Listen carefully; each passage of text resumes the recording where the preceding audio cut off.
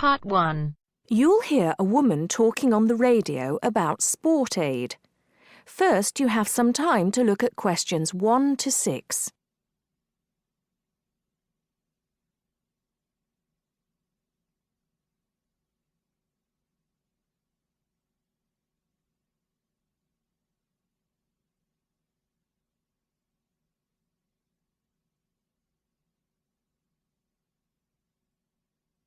Now listen carefully and answer questions 1 to 6.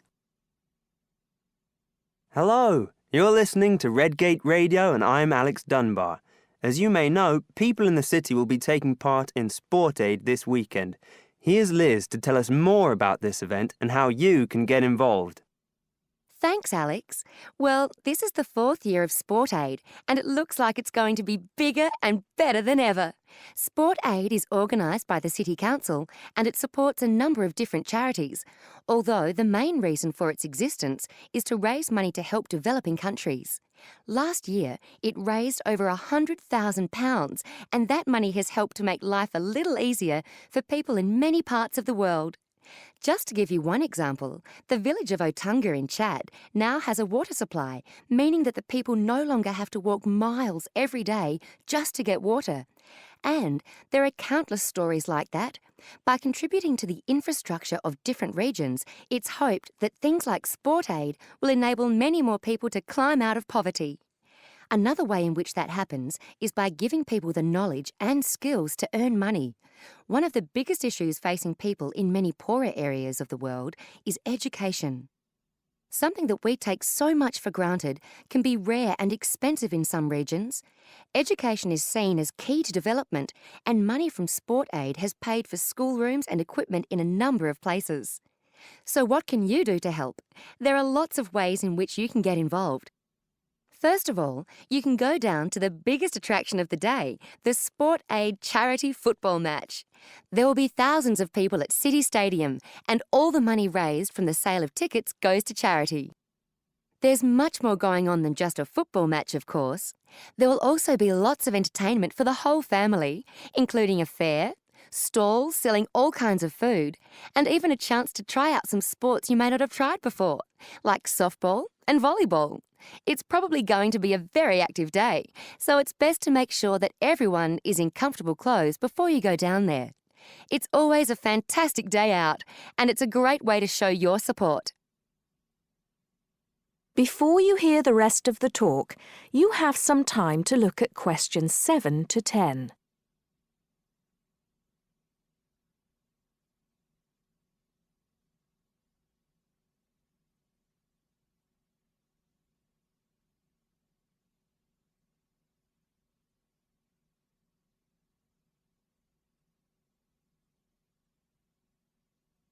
Now listen and answer questions 7 to 10. But you're not restricted to being a spectator.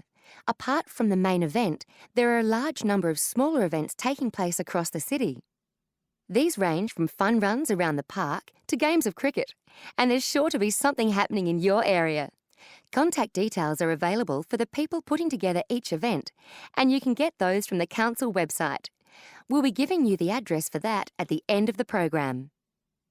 It's still not too late to organise your own event, as lots of people around the city are, although you'll have to get going on it now. First of all, do check that there isn't a similar event in your area, and then call the town hall to register your event. The local council needs to approve all events, and you'll stand more chance if you can come up with a sport that's new to some people, rather than just another game of football. Use your imagination, or try the internet to get some ideas. Try to come up with something that's going to get lots of people along, and which will raise money. You might not want to go for anything that turns out to be too costly though, since the council isn't able to supply bats or balls or anything else you need. But they will give you advice on finding a good location, and might even be able to help you out with small prizes for winners, as well as making sure that everyone knows about your event by publicising it on the website and sending you an organiser's pack with lots more information. There are a couple more things you need to be aware of for your event. There aren't any age restrictions. Although, if you're under 18, you'll need to get an adult, such as a parent, to sign the forms for you and to handle any money raised. But you do need to live in the Red Gate area. You should also be prepared for anyone to turn up, since all events are public. That is the end of part 1. You now have half a minute to check your answers.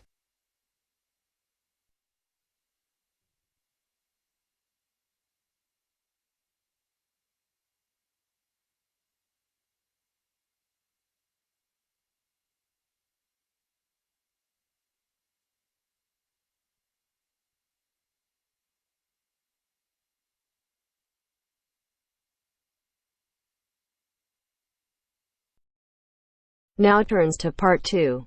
Part 2. You will hear a local radio program about cycling courses in London. First, you have some time to look at questions 11 to 14.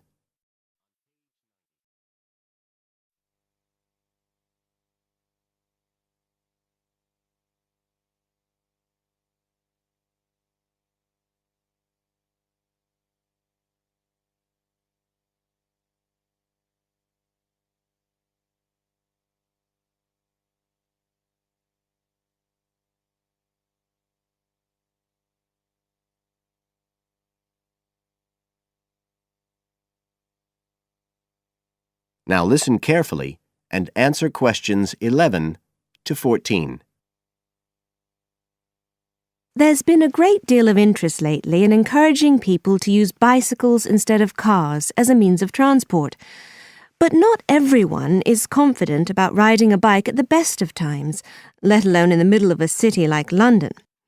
Jack Hayes is a professional trainer who works for a London-based company, City Cyclist, which provides cycle training for the public. What exactly does City Cyclist do, Jack? Well, our basic purpose is to promote cycling as a sustainable form of transport. We believe the best way to promote cycling is to teach people to use their bikes safely and with confidence. In European countries, people all learned from their parents, and they also learned in school. And when I tell them I teach people to ride bikes, they laugh. They think it's crazy. But here in London, it's completely different. You're approaching the point where a whole generation of people have grown up not being allowed by their parents to cycle because it was considered to be getting too dangerous. And so, in turn, they can't teach their children. We believe in realistic training.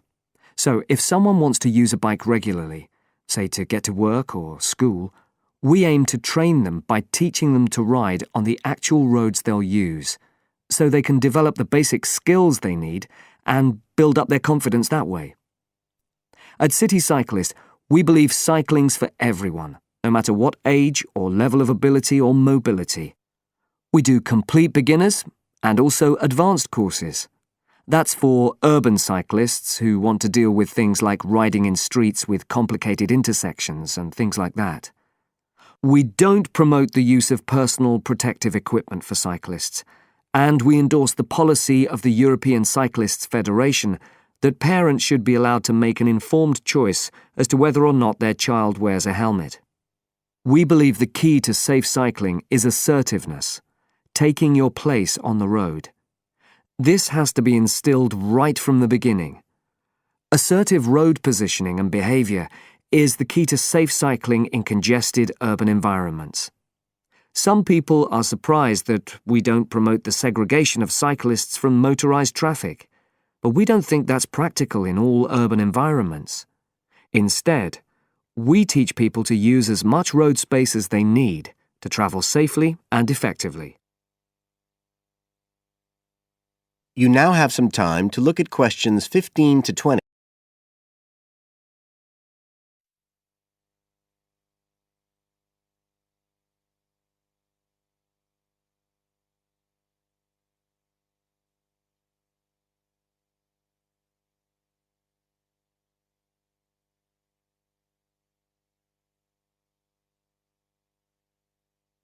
Now listen and answer questions 15 to 20. Now, as well as courses for individuals, City Cyclist provides a number of services for organisations. For example, we can deliver fun, safe cycle training activities at schools, arranging courses so that the disruption of curriculum time is kept to a minimum. As well as this, in order to promote safe cycling, we have provided training courses for employees and staff of local councils. And we are also increasingly looking at developing training courses in companies in order to help employers work towards green transport plans by helping to increase the number of staff cycling to work. Right, so that's a brief summary of what we do. If any listeners would like to find out more about the organisation, you can have a look at our website. That's City Cyclist, CITI, cyclist.co.uk. And in order to book lessons, you can either phone us on 020 7562 4028 or do it online. There's an application form on our website, and you can just download that and send it in. We charge £27.50 per hour for one-to-one lessons, plus £6 for each extra person. So you're looking at just £39.50 for a family of 3, say.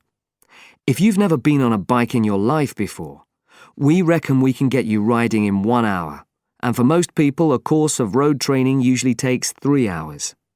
But whether you're a parent or a child, an individual or an institution, we'll be happy to discuss your special needs and make a program just for you. That is the end of part 2. You now have half a minute to check your answers.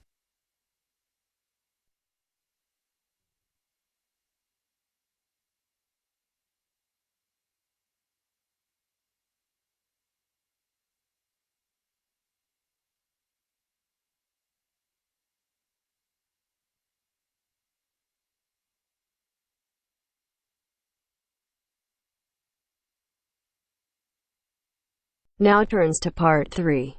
Part 3. We'll hear 2 business studies students, Evelyn and Mark, preparing for a seminar presentation. Before you hear the conversation, you have some time to look at questions 21 to 25.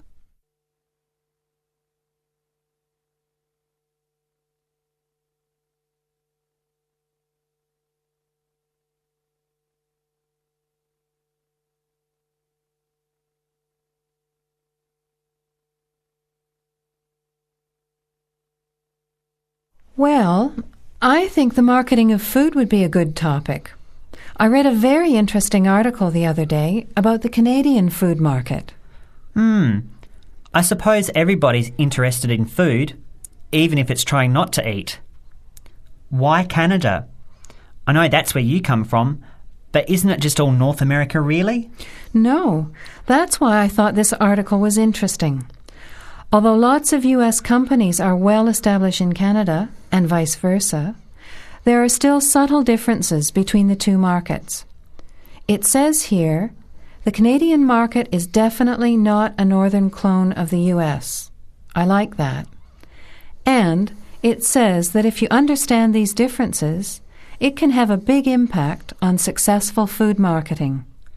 So I know that Canada has a big French-speaking population in Quebec. Is this what they're referring to? Not only French and English speakers, there are many different ethnic groups in Canada. It's really quite multicultural. For example, Toronto has large Asian and Italian populations, and Vancouver's got a large Asian population too. And because Canada's population is small, these groups make quite an impact, introducing new styles of cooking. So you can see lots of unfamiliar vegetables and things in the markets, and new restaurants are opening every day. It's great if you love trying out new foods, as many people do. Which kinds of food are becoming popular? Well, some Asian food, I'd say, has been popular for quite a while, like Chinese. But now, Southeast Asian restaurants are becoming very fashionable. Then there's Mediterranean, of course, such as Greek, Italian, and so on.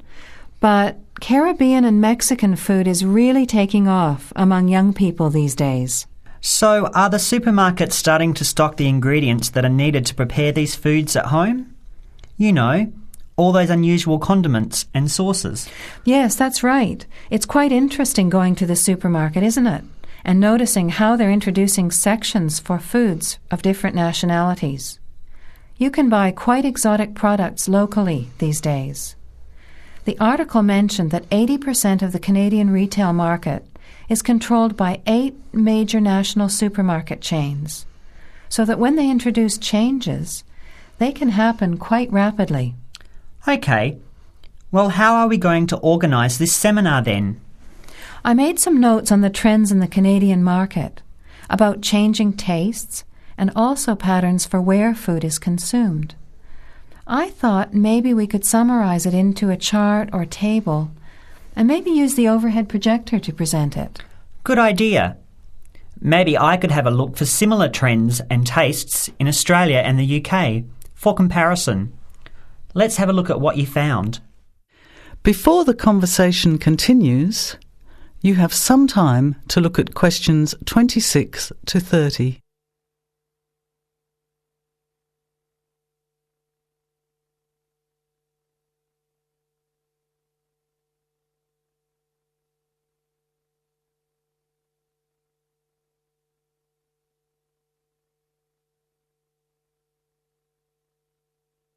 Now, as the conversation continues, answer questions 26 to 30. The most significant trend, it seemed to me, was that Canadians are definitely interested in healthy food. For example, did you know that salads are the 3rd most commonly eaten food in Canadian restaurants? Really? What about organic food then? Is that becoming more popular? Yes, it's definitely moving into the mainstream compared to a few years ago. And a recent survey showed that 4 out of 5 shoppers said that they check the fat and nutritional information on the packet when they're deciding what to buy. What other trends did you find out? There's one change I noticed straight away when I was home last year, in the meat department. You know, here the meat packaging says rump steak or 4-quarter chops and so on. Well, they discovered that most consumers these days didn't know what to do with these roasts and rounds and ribs. So the government approved a new naming system for cuts of meat, which is related to the required cooking technique. What a good idea. I've never really understood the difference between sirloin, rump, round and all those names. So how many new categories are there? 8. There are 3 kinds of steak, for grilling, for marinating, and for simmering.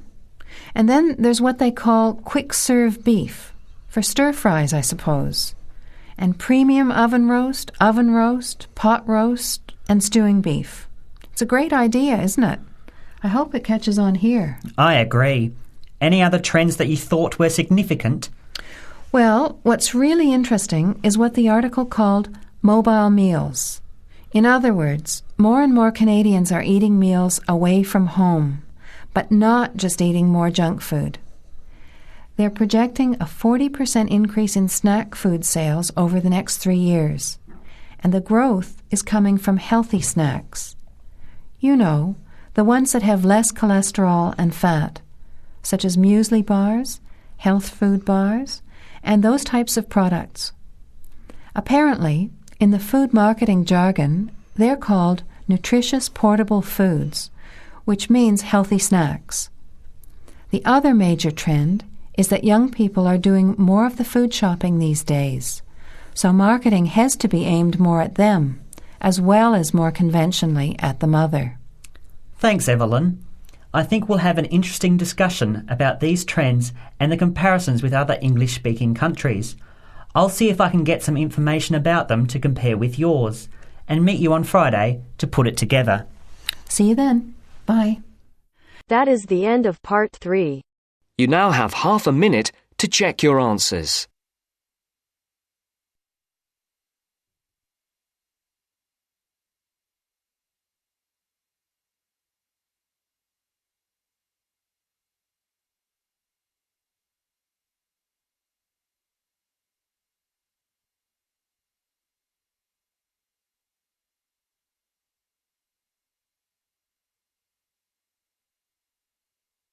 Now turns to Part 4. Part 4. You'll hear a lecturer talking to students about languages. First, you have some time to look at questions 31 to 36.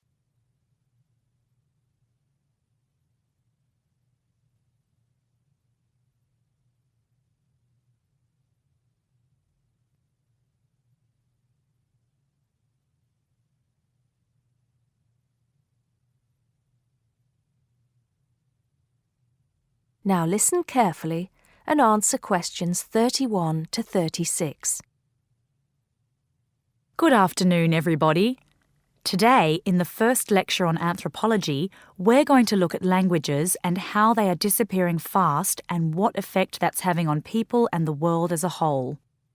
We hear so much in the news about the possible extinction of animal and plant species in the world. It's a sad thing that one day certain animals will cease to exist. But how many of you are aware that the world's languages are facing a similar threat? Believe it or not, there are currently more than 6,000 languages spoken in the world today, but experts believe that by the end of this century, this number will be reduced to half. And as each language dies, the culture and specialized knowledge of a community dies with it. The unique knowledge of the environment, local wildlife, plants, animals, and ecosystems, not to mention the cultural traditions of the people themselves, will become lost forever. In essence, each language is not just spoken or written words strung together. Language has the power to hold the entire history of a people. Approximately one language dies every 2 weeks. This is an unprecedented situation. Never before in history has there been this rate of rapid decline. Most human languages are spoken by relatively very few people. Let's put this into perspective.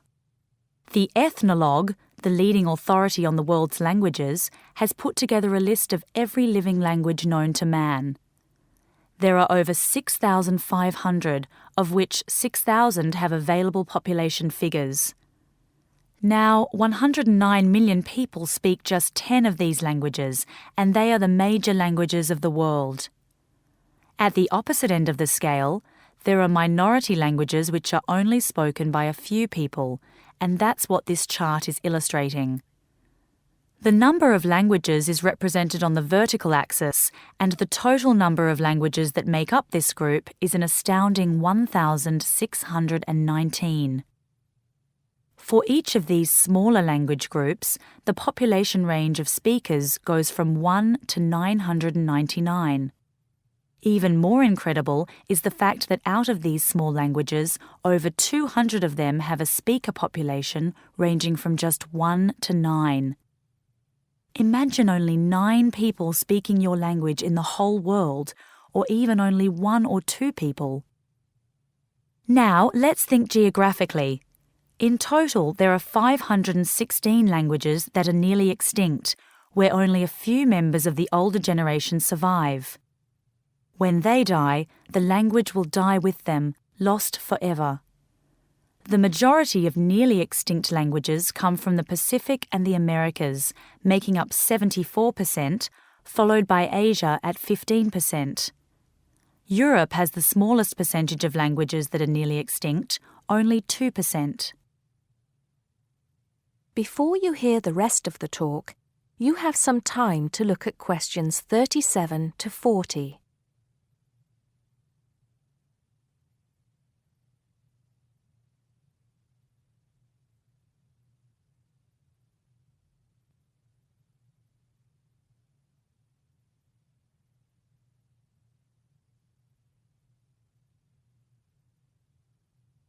Now listen and answer questions 37 to 40.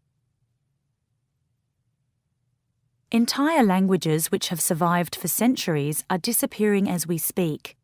But why is this happening now? There are several reasons for a language's demise. Globalization has made the world smaller, and technology has made it easier for people separated by vast distances to communicate in a common language, which further ensures the growth in economic status for such communities. Minority languages have given way to the main languages of global communication, like English. On a social level, speakers may feel the minority language to be old-fashioned and behind the times. Maybe even speakers are slightly embarrassed to speak the language of their forefathers, identifying more with an international language that brings with it improved economic status.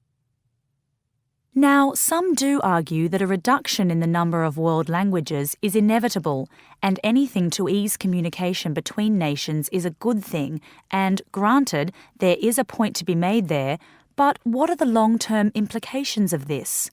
Consider this. Language, in both spoken and written form, is the vehicle for oral traditions to be passed down through generations. When a language becomes extinct, this link is broken and these oral traditions are lost. This has enormous implications for the identity of a community. We can't stop the changes that are happening in the world, but we can try to keep languages alive through language maintenance programs and by documenting languages before they disappear, so they can be studied and maybe even resurrected in the future. It's also important to remember that many people who speak threatened languages can neither read nor write. Helping them become literate goes a long way towards protecting the language. Preserving a language is not easy, but there have been exceptional cases where languages have been brought back to life. In Ireland, Irish Gaelic, once a dying language, through national determination is now spoken by 13% of the country's population. We'll go into what happened there in more detail in my second lecture. That is the end of part 4. You now have half a minute